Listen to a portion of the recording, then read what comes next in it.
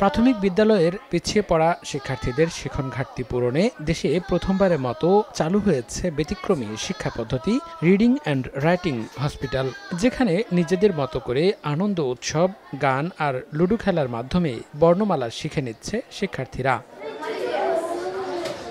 এই পদ্ধতিতে লেখাপড়ায় অন্যদের চেয়ে ভালো সেরকম ৬ জন শিক্ষার্থীকে নিয়ে করা হয় ৬টি দল। প্রতিটি দলে নিয়োগ দেওয়া হয় একজন প্রতীকী চিকিৎসক, আর এই চিকিৎসকই পিছিয়ে পড়া শিক্ষার্থীদের পড়ালেখায় সহযোগিতা করে থাকে।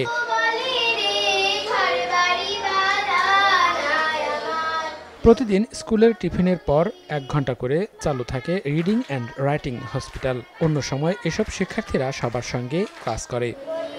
নগদে ৫০০ টাকা বা তার বেশি পেমেন্টে পেতে পারেন ঢাকায় জমিসহ ২০ কোটি টাকার পুরস্কার। ৩ মাসের মধ্যে পিছিয়ে পড়া শিক্ষার্থীরা রিডিং অ্যান্ড রাইটিং দক্ষতা অর্জন করে লাল দল থেকে সবুজ দলে চলে আসে। ব্যতিক্রমী এই শিক্ষা ব্যবস্থার ফলে প্রাথমিক বিদ্যালয়গুলোতে কমে আসছে ঝরে পড়া শিক্ষার্থীর সংখ্যা। এতে খুশি শিক্ষার্থী ও অভিভাবকরা। আমার কাজ আমার সহপাঠী যারা একটু রিডিং পড়া বা বর্ণ একটু কম পারে তাদেরকে খেলার মাধ্যমে বর্ণ শব্দ শেখানো। লুডোর মাধ্যমে যারা পারে না তাদেরকে পড়ালেখা শেখায় এবং যারা পারে তাদেরকে রিডিং চেকিং রুমে নিয়ে এসে চেক করি। আগে বর্ণ চিনতাম না, এখানে এসে আমি বর্ণ শিখি। আগে আমরা কুস্তা পারতাম না স্কুলে এসে, এখন রিডিং এর রাইটিং স্কুলে এসে আমরা বাংলা কিছু কিছু পারি।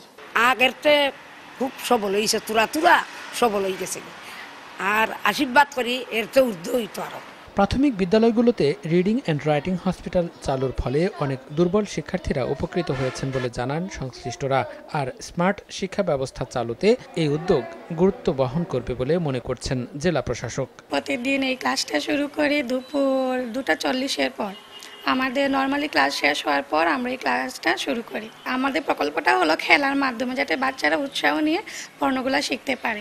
এই কার্যক্রমটা চালু থাকলে আমার বিদ্যালয়ের অবশিষ্ট যে দুর্বল শিক্ষার্থী রয়েছে তাদের শিক্ষণ ঘাটতি অতি সহজেই আমরা দূর করতে পারবো। রিডিং রাইটিং হাসপাতালের উদ্যোগ সেটি সারা দেশেই ছড়িয়ে পড়বে এবং শিক্ষার্থীদের যে শিক্ষণ ঘাটতি সেই শিক্ষণ ঘাটতি দূর করে আমরা যে স্মার্ট শিক্ষা ব্যবস্থা চালু করে এই উদ্যোগটি অত্যন্ত গুরুত্বপূর্ণ ভূমিকা পালন করবে বলে আমি মনে করি। নগদে ৫০০ টাকা বা তার বেশি পেমেন্টে পেতে পারেন ঢাকায় জমিসহ ২০ কোটি টাকার পুরস্কার। ২০২৩ সালের জানুয়ারিতে মৌলভীবাজারের শ্রীমঙ্গল উপজেলা নির্বাহী কর্মকর্তা আলী রাজীব মাহমুদ মিঠুন ও শিক্ষা অফিসার জহিরুল ইসলাম ভুইয়া খলিল প্রাথমিক বিদ্যালয়ে পরীক্ষামূলকভাবে চালু করেন শিক্ষণ ঘাটতির এই হসপিটাল।